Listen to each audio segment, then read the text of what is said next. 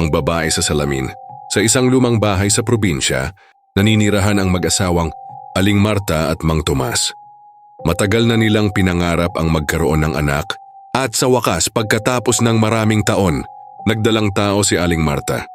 Tuwang-tuwa sila at inaasahan na ang kanilang anak ang magiging swerte nila nang isilang ang kanilang anak na babae. Pinangalanan nila itong Maria.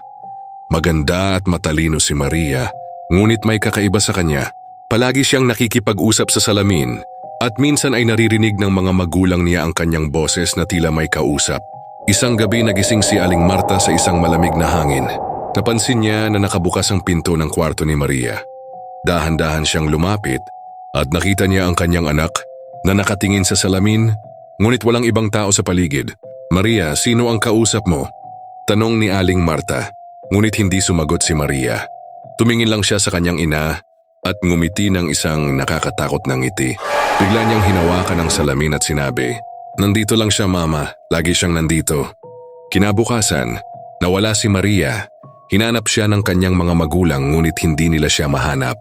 Sinabi ng mga kapitbahay na nakita nilang may isang puting karwahe ang huminto sa harap ng kanilang bahay at may isang babaeng nakasuot ng puting damit ang kumuha kay Maria. Simula noon, palagi nang naririnig ng mag-asawa ang tinig ng isang bata sa loob ng bahay. Minsan, nakikita nila ang anino ng isang batang babae na tumatakbo sa kanilang paligid. Isang gabi, habang natutulog ang mag-asawa, narinig nila ang lagabag sa kanilang pinto. Pagbukas nila, walang tao.